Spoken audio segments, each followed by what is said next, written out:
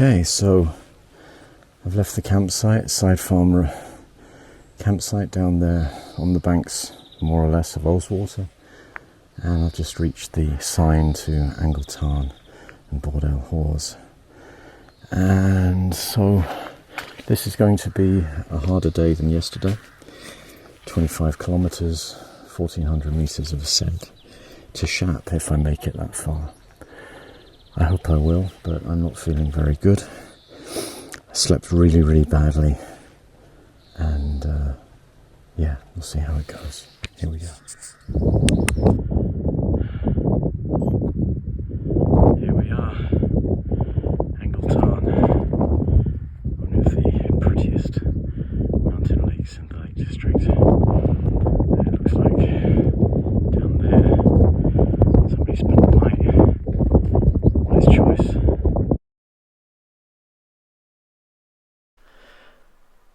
The eagle-eyed amongst you will notice a break in broadcast here between Angletarn and my reappearing somewhere approaching Shap.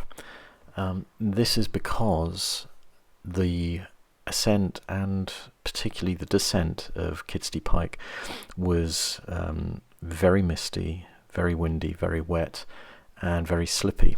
And so by the time I got up and over that and along Haweswater, I was thoroughly soaked, exhausted, and in no mood really to film.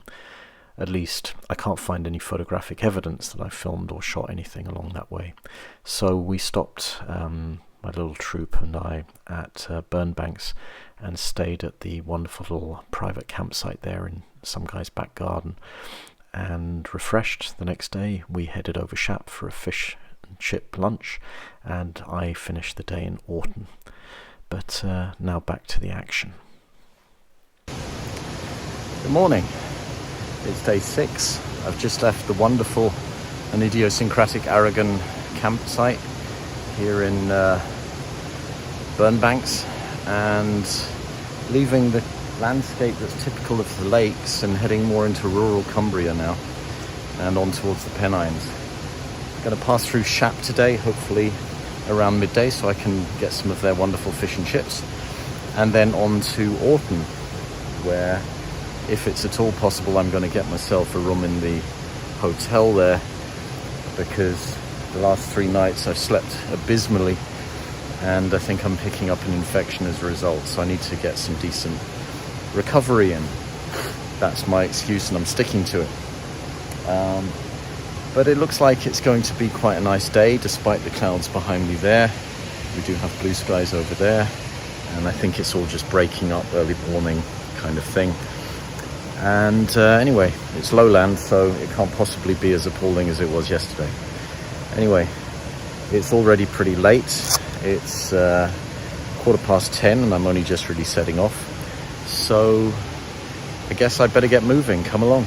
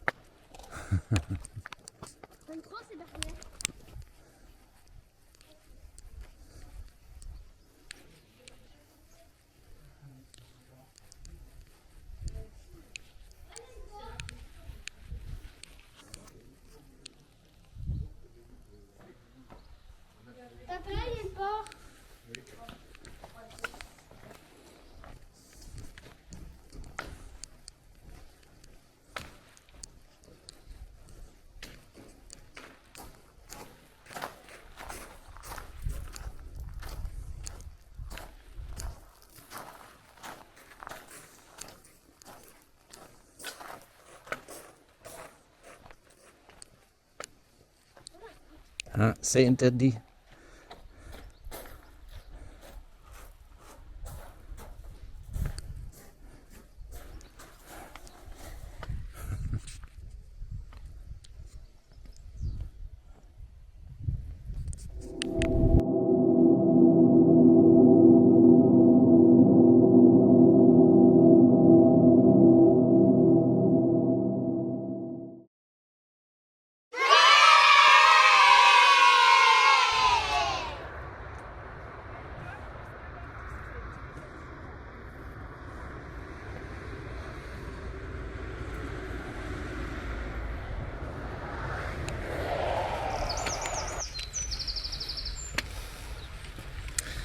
Hi. So I am walking out of Wharton this morning. It's probably almost 10. Getting off to very late starts on this walk. It was a nice place, the George Hotel. Shout out to Neil and his staff. Room was nice. Price was decent. And the soda and black was refreshing. My feet are killing me after 2 days in wet boots. We'll see how that all continues. Today, on my way to Kirkby Stephen, 13 miles, maybe 20k. Hopefully not too many steep inclines. That would be nice. The thing I don't understand about Kirkby Stephen is its laundrette.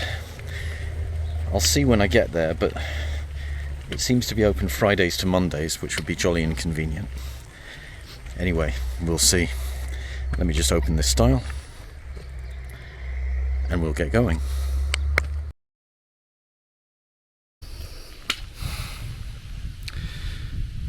So, I'm about to cross a field that apparently has cows, calves and a bull, and I'm wearing red. This is going to go well.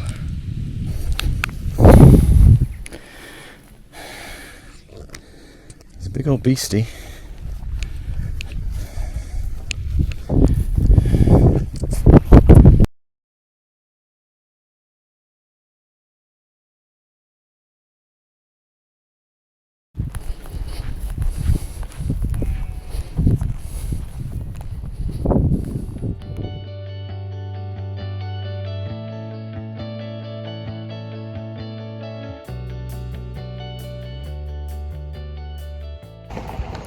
Morning.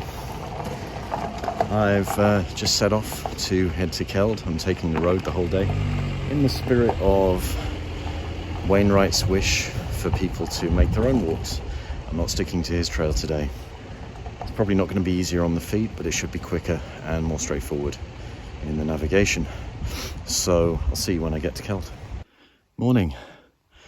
I'm here at the fork in the road, marked by these tractor remains over here, and if you bear left of those, you take the high level route, the traditional route on the coast to coast, and if you take the right, you take the low road down through the valley, which is an alternative route.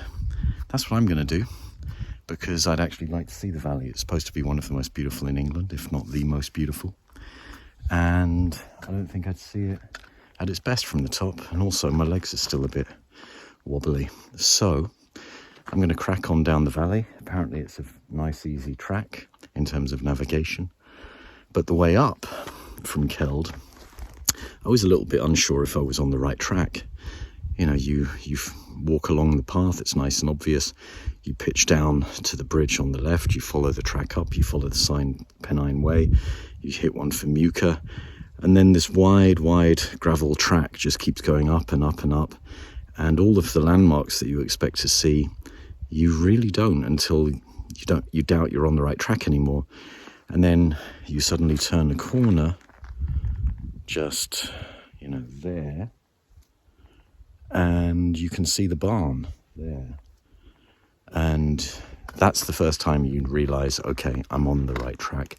You pass the barn on your right, and then about 100 yards further you get to this junction.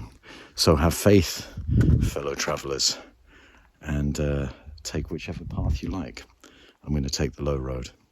See you on the way.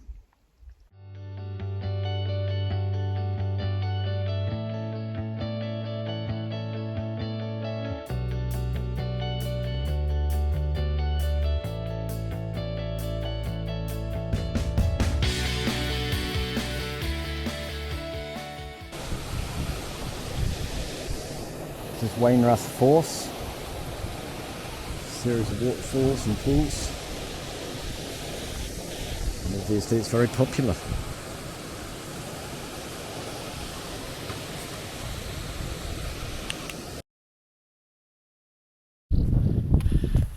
Right, well, had a lovely cream tea at the Keld Green Cafe just there.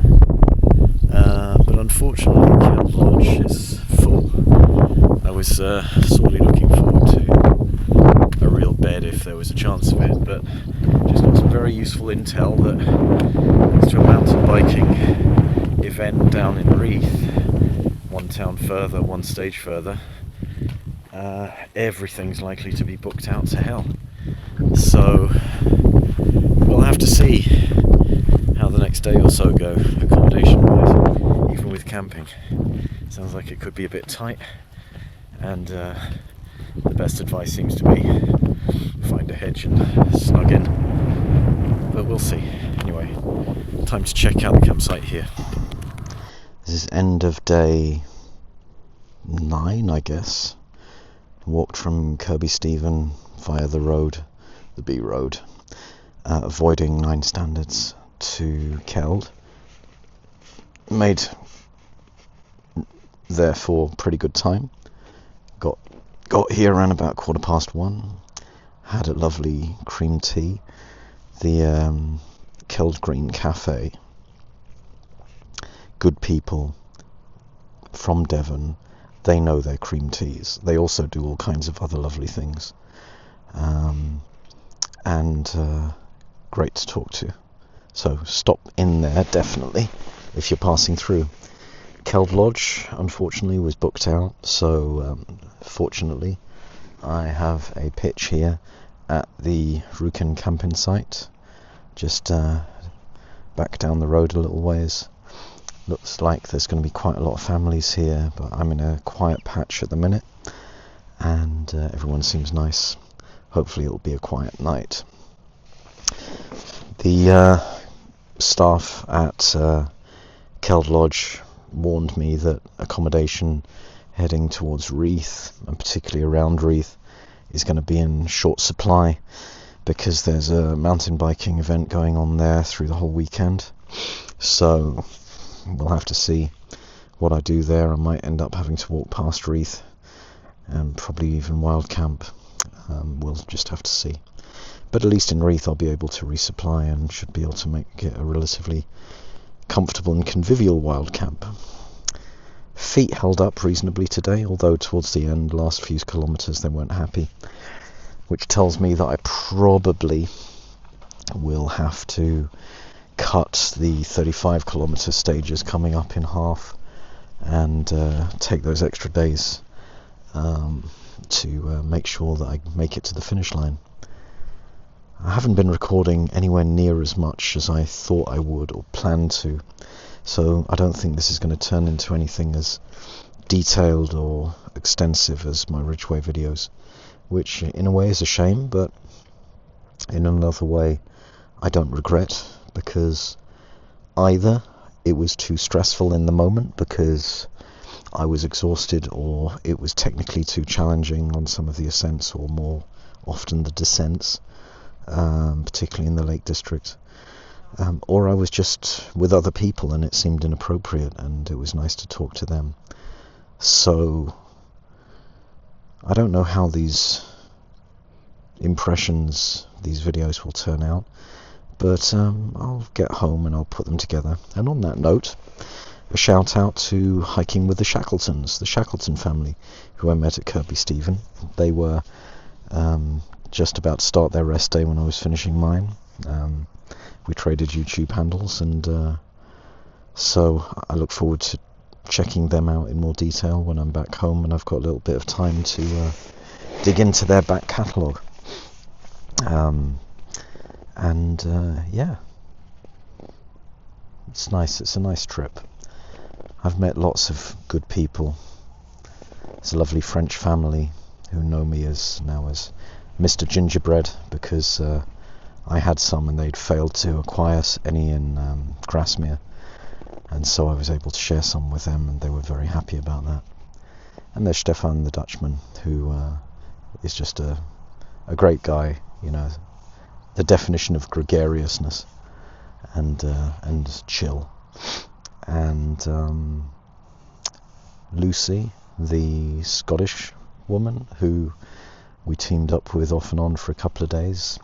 Katie from New Zealand, who liked to walk alone, but we kept leapfrogging at some point. And the 4 Australians whose names I haven't got, but I always catch them eating, and they always seem slightly embarrassed by that. But they also very kindly offer me cherries and jelly snakes and all kinds of things, and I've yet to return the favour, successfully at least. And who else? German lad who doesn't talk much but goes like an absolute machine. A couple of German ladies who are taking it nice and easy, but they'll probably still get to St. Robin Hood's Bay before me. A Belgian family, father and 2 daughters, I think, who are just always happy, even when it's really tough. And the people in, the hostels, the campsites, the shops, all lovely, wonderful people. So if I ever do this again, I've learned a lot technically and in terms of condition that would make me do things differently. But the thing that would draw me back here is definitely the people. The landscapes are beautiful, but it's really the stops with people, the conversations with them. That's what makes this trip, really, and what probably makes all trips. So I'm enjoying that. Quite contrary to expectations, I find that I'm actually a social animal. Anyway, I'm gonna get myself squared away here and settle in for the evening. And I hope you continue watching and follow me on my journey. Catch you later. I've been having lovely chats with people here at the campsite, and one of those lovely people just walked up and said, "Right, mate, you in there?" I was like, "Yeah." "Do you want a burger?" I'm like, "Yeah." Just handed me this beauty. Thank you.